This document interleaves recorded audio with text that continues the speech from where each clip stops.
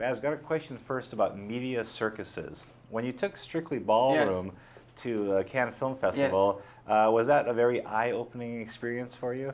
Actually, with Strictly, the whole media thing of it, I stayed on the road with it for half a year. So I really learned all about that and how that worked. And it is enormously exhausting, and it's quite bizarre and strange, and nothing very real about it, except that you're communicating your film to the world, and that is an exhausting part of the process of what you have to do. You know, the follow-up film to Strictly Ballroom, how many similar projects did they offer you? You know, I was offered really everything. When you make a little film for $2 million and it makes like $80 million, everyone goes like, you can do anything. You know, it doesn't matter. So, I mean, you continue to get boxes, but we are, I don't really consider myself just like a filmmaker. We are a team of people who make things. We've done, since then, operas, and we did an election.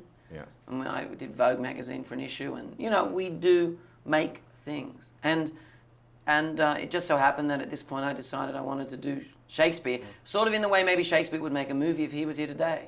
He certainly wouldn't have been precious or polite, you know, so. Well, when you proposed this with the original language, did you see beads of sweat starting to form on executives' faces? It was more like, listen, we love the idea, but can you do it without the language?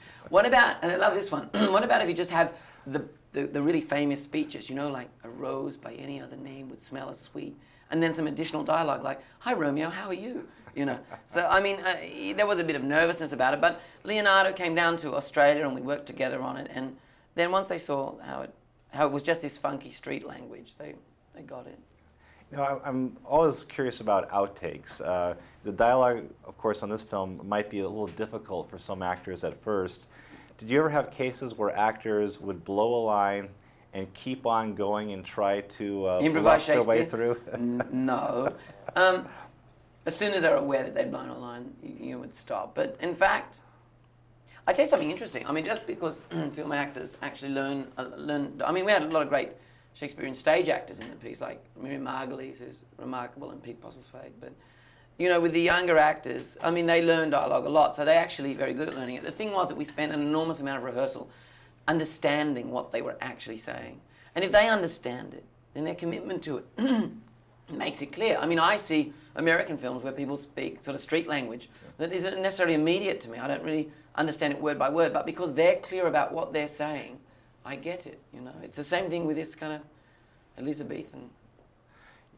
You know, there are a couple of scenes that really impressed me that are kind of in the background. The fireworks scenes.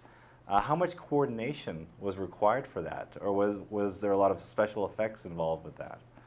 Well, we were in Mexico, which was a magical place, but you're also able to do a few things in Mexico you can't do other places. And one of them was just constantly fire off fireworks everywhere. In fact, fireworks are everywhere in Mexico. Every night, I mean, not every night, but most nights on this big house we lived in, we used to let fireworks off on the roof garden.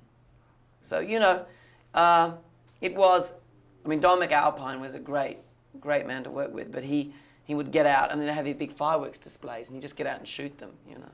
So we used a lot of that footage. It was quite a quest and adventure in making the film. Were there any actors that you had to convince to do the film that were scared of doing the dialogue?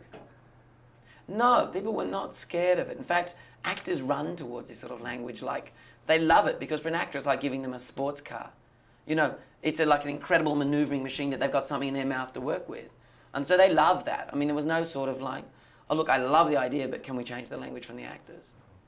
Okay. And one final question. I love the scene in the pool, but how sorry did you feel for the actors when they were shooting that? You know, to be honest, with Leonardo and Claire, they underwent enormous physical discomfort in everything they did, because, I mean, we had hurricanes and sickness and kidnappings. And, I mean, for their age, it was quite incredible. And but that they had each other, I think, and their friends there, they really, really confronted it in a really strong way. But, you know, they also knew. I mean, Leonardo, I can remember one night we were shooting, we had this huge rain hose, and it was in the middle of the night in Mexico City. And Leonardo was singing out, I am fortune's fool. Well, he must have done 30 takes. And at like take 31, he went, just one more, you know. So the desire to get it right was profound and strong, you know.